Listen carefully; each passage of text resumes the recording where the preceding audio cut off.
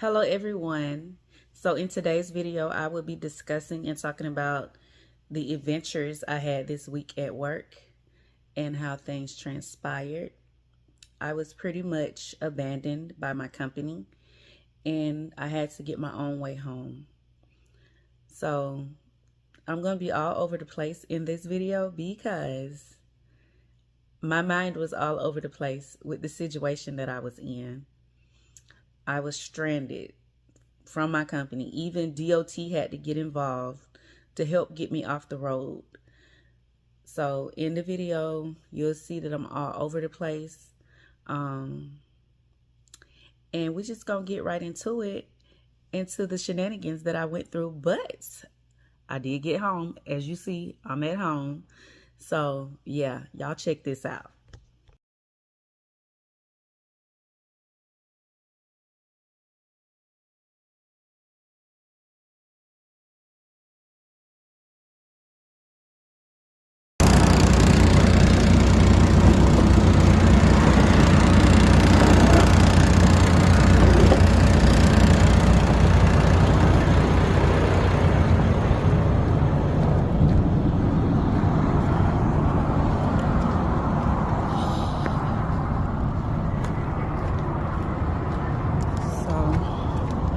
I ain't got no lights, not even four ways. Only thing working on this trailer is the clearance lights. So,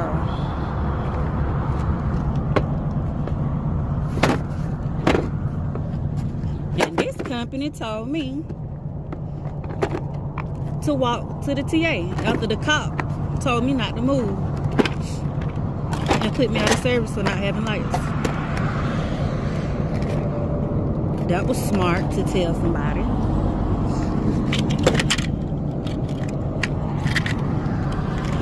I might need both of my hands.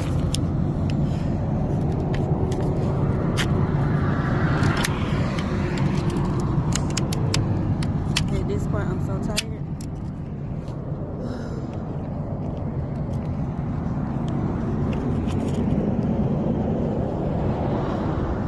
The TA right there, where that little light at. Let's see. So they told me to walk from over here. They must be crazy. And it's night.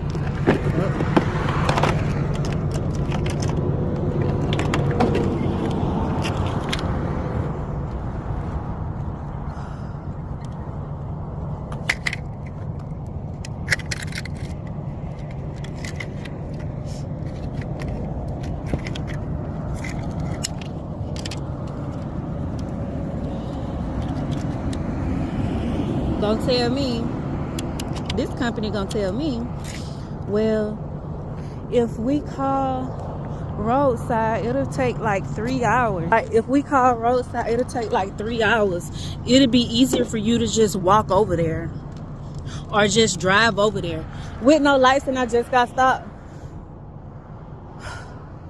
That's stupid. I ain't even finna. I'm just gonna put 2 of them out. That'll be good enough.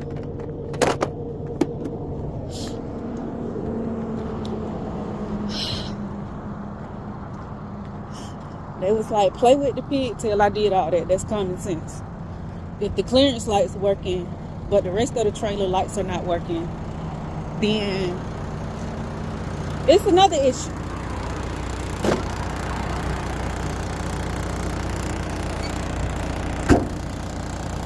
Whatever.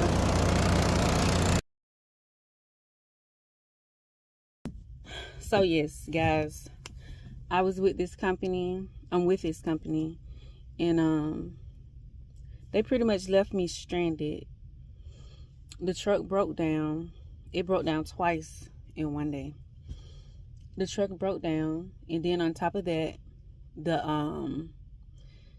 it was losing engine power, and something was wrong with the traction stability. So the trailer, it was so hard to keep the trailer in the road. And if anybody knows about traveling down I-95 in North Carolina and South Carolina, that's a pretty quick road. You don't want to be in that, on that interstate and losing power Like my speed was decreased from 70 miles per hour to under 30 miles per hour. And it did that 3 times. So the last time it did it, I just pulled over on I-95, like somewhere, well, where I'm at, close to where I am now, right before you get to, if anybody know about I-95, right before you get to exit 181B. So I broke down that night after I picked up my load. I broke down in North Carolina. And I'm trying to make sure I get the story straight. So I broke down in North Carolina, and I made it to a truck stop that, well, not to the truck stop, but I made it off the off ramp, close on the same exit as the truck stop, because the cop actually pulled me over because my lights went out on my trailer. So he shuttled me, or followed me with his lights on, until I got to the truck stop. Well, till I got to the truck stop exit. We did go into the truck stop, but we couldn't pull in because it was so many drivers. We just couldn't get in. So he left me on the ramp. This company that I drive for, they told me, they was like, well, you're like right there on the exit of the truck stop. So you could just, since you can't drive the truck with no lights, you could just walk over there. And if they see your face, they'll probably go ahead and help you. If you go in person, they'll probably help you quicker than calling roadside and have them drive over there. First off, when I drove over there, when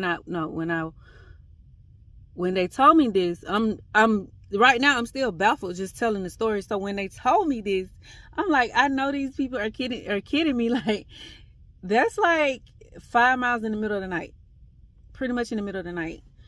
And you want me to do what? You want me to walk over where and do what?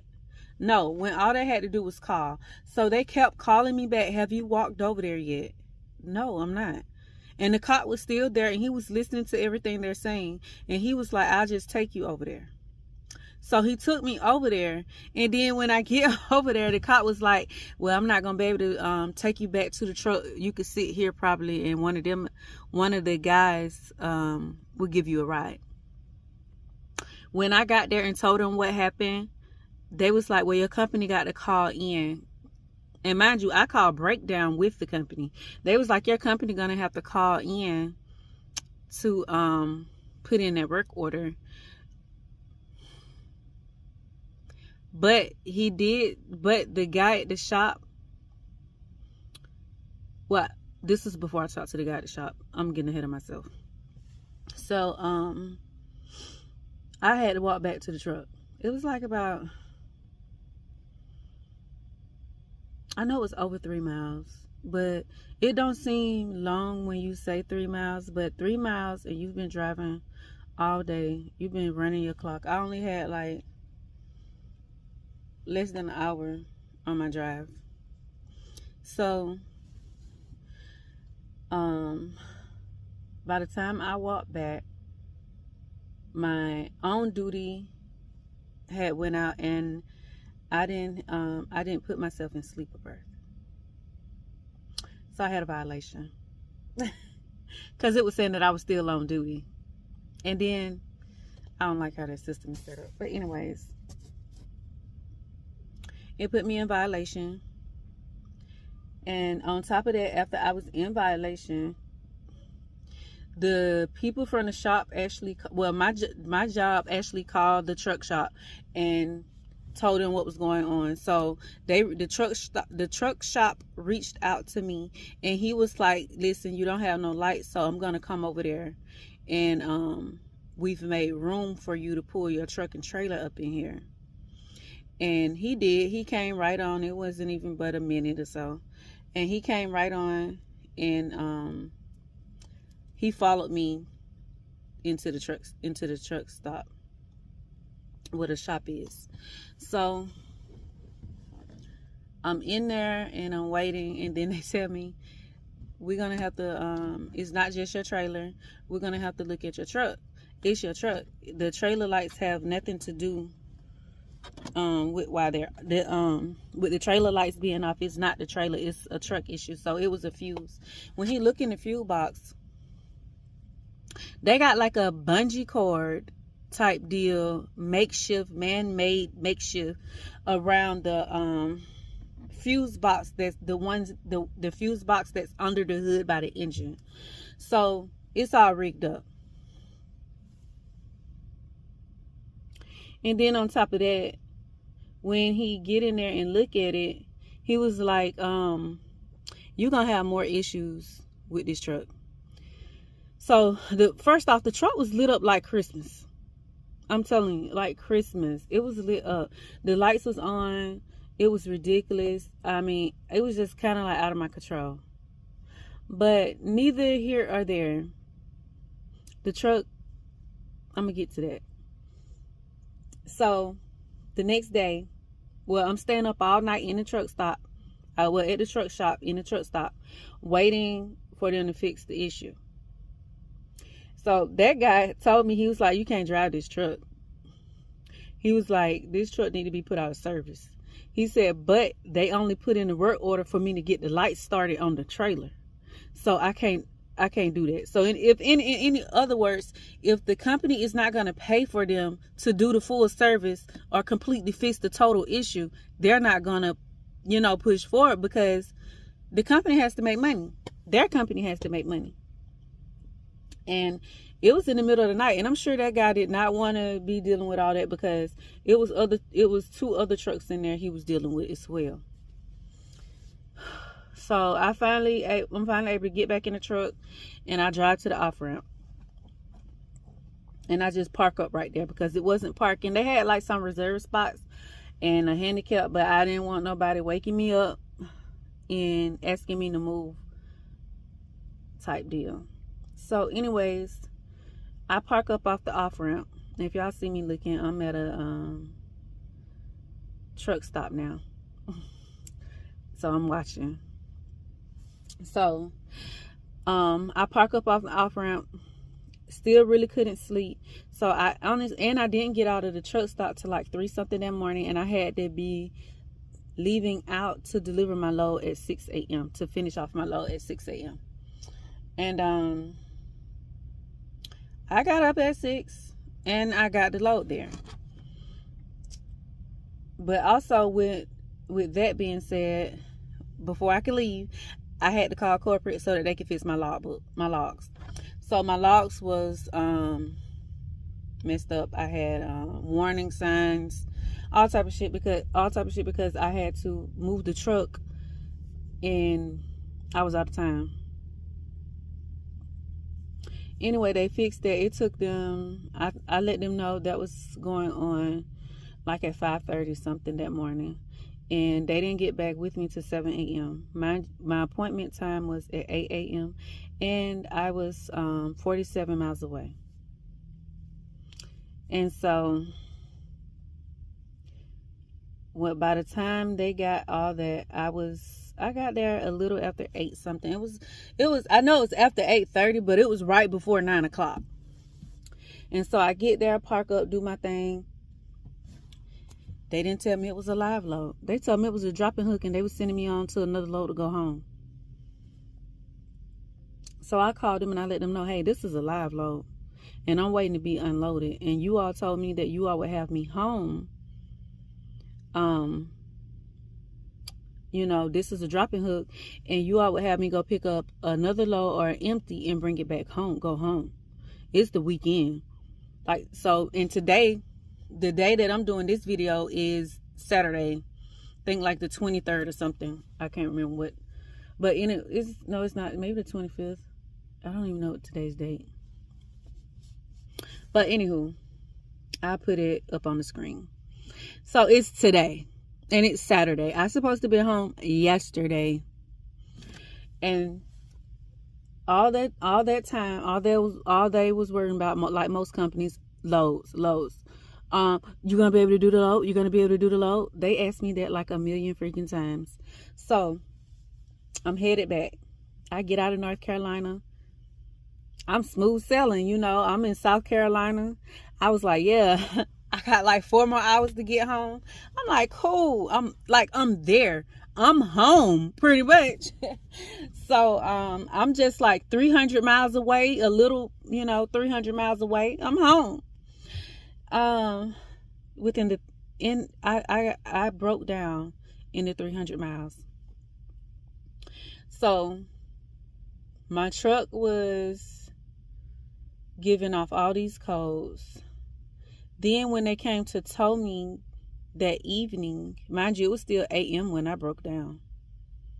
My company, DOT called a tow truck company twice. And then my company, and when DOT came out there to assist with the tow truck, they looked at my logs, and they like to check everything. DOT don't play. Especially in South Carolina. They don't play. And so they look at my logs and they was like, do you know that your time have been, no, they asked me, was there anything going on with your logs? And I was like, not that I know of. And the guy said, your time has been reset 3 times in 24 hours. They gave me time back 3 times. 3 times. They gave me time back 3 times in 24 hours. And it's weird because when I went and dropped my load off and did the live load, by the time they finished the live load, I had like 5 more hours and some change to my 30-minute. And I'm trying to think. So when I finished, I had like 5 hours, say 5 hours, 38 minutes before I had to take a 30-minute. And when I get ready to go back and get in the truck after I get the paperwork, I got 8 hours before my 30 minutes, meaning I had a whole new clock. And as I'm leaving, I get down the road and this is when I first get into South Carolina. They call me and they're like, hey, did you get the load? I was like, I just did the load. I had a live unload and now I'm bringing the empty back to Georgia so I can go home. They was like, no, we sent you a load. You supposed to left that trailer there. And that trailer that I had, the empty, so I'm asking, so the empty is supposed to stay there? And they was like, yeah, you supposed to have left the empty there.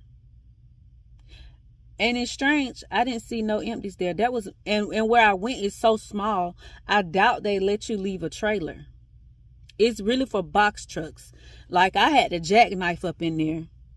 U-turn, jackknife. I had to do some tricks to get up in that dock. It was cars everywhere. I had to do some tricks to get up in that dock. Even the guy that came in after me to drop a load, to come and get loaded or unloaded, he jackknifed and tore his airlines. So it was tight. And he looked like he was a good experienced driver. But anyways, I let them know and they was like, oh, well, we didn't know that. And then I also told them, I said, you all didn't even send me a load, which they didn't. They did not send me a load. Did not send me a load. Then the guy say, well, I mixed up. He called me back like a hour or so later. And by that time when he had called me back, I had them broke down and I had them call breakdown so that they could get me some assistance because I'm on I-95 and I'm broke down and the traffic is trucks, cars. They're not giving up. It was so hectic. I wouldn't even get out of my truck to put down my triangles. But anywho, so they was like, could you do the load? And I said, I just called breakdown to let you all know that I'm broke down and I need assistance. Well, what's wrong with the truck? I told them how the traction was off really bad. My trailer was going into other lanes. Mind you, I was also going through construction zones, but I made it through the construction zones. And my trailer was swaying. Like I almost hit a few people. So, yeah. And He was like, so what do you mean it's losing power? I was like, well, this is a 75-mile-per-hour interstate.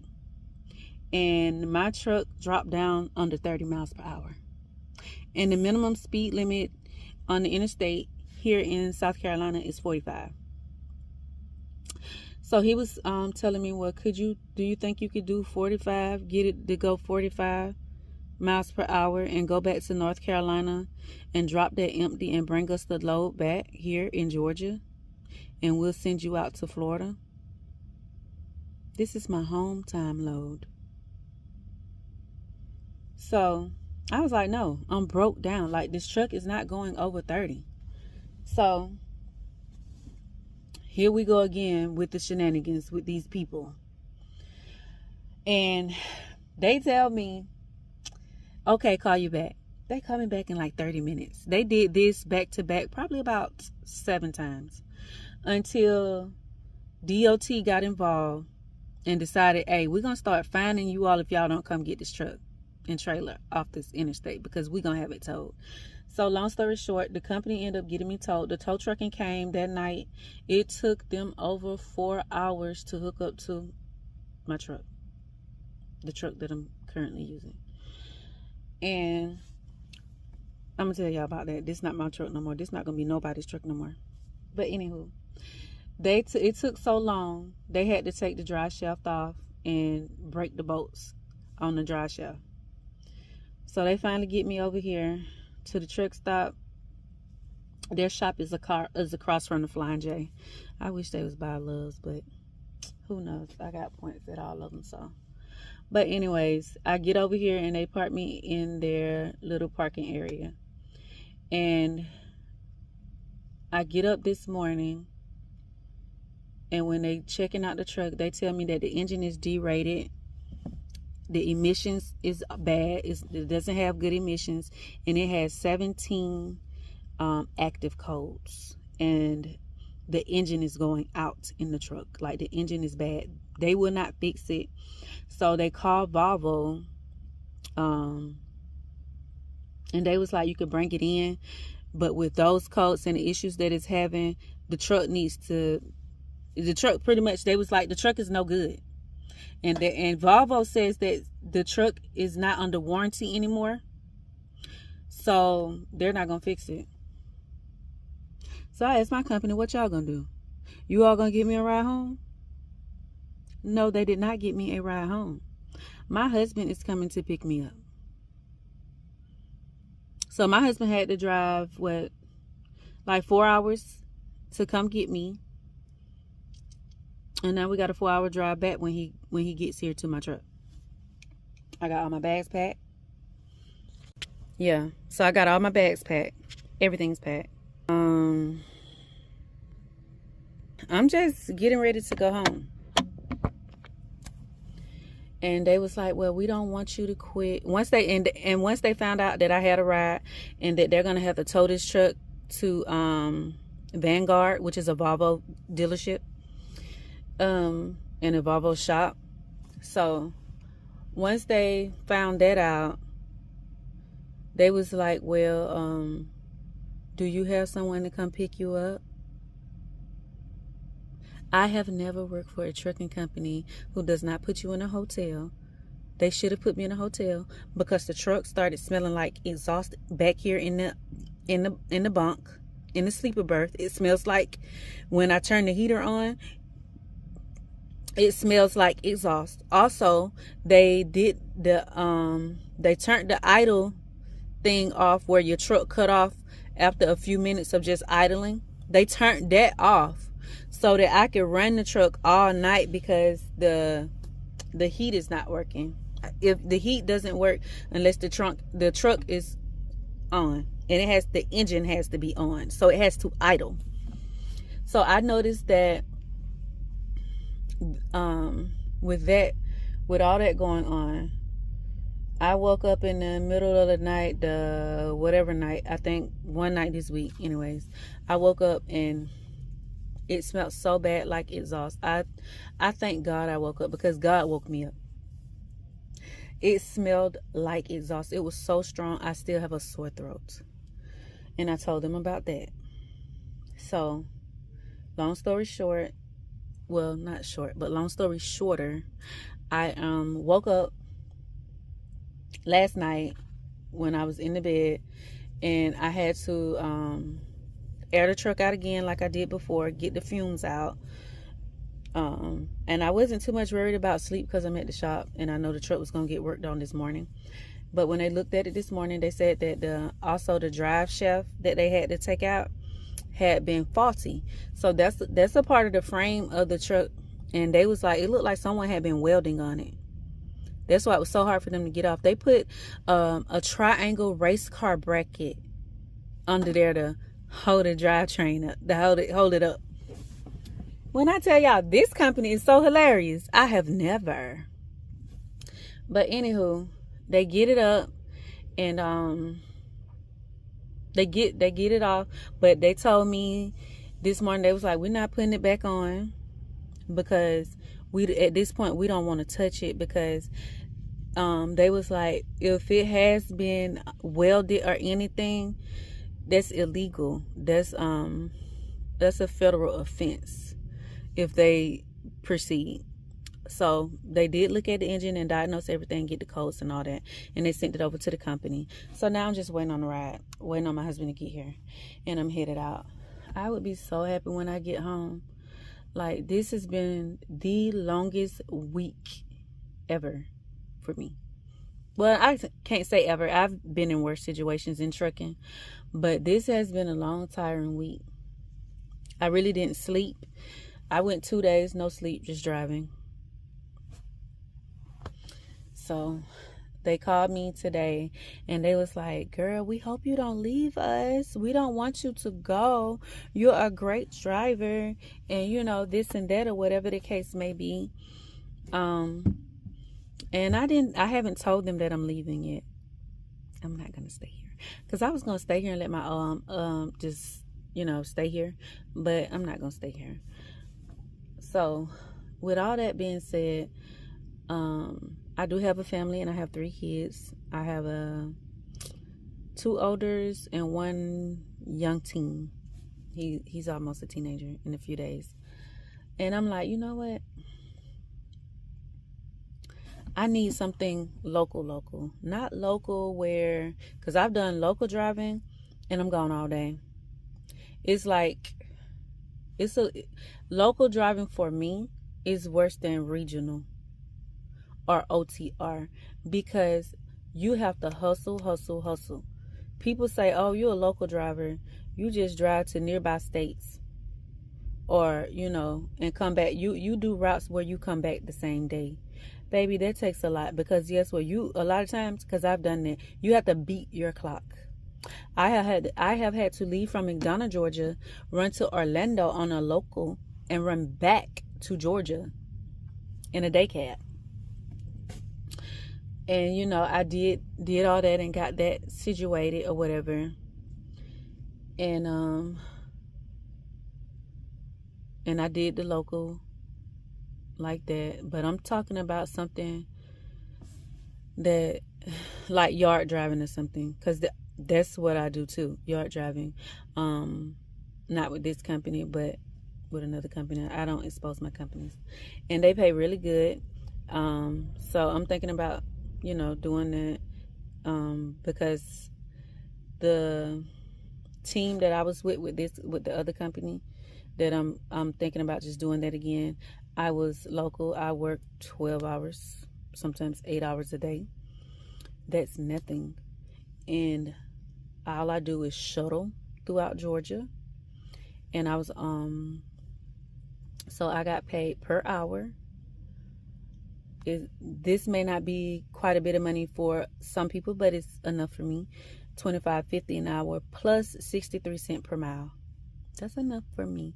My checks would range, my hourly check would range like $17 a week, and well, a little over $1,700 a week, and my mileage would be like a $500 and something check.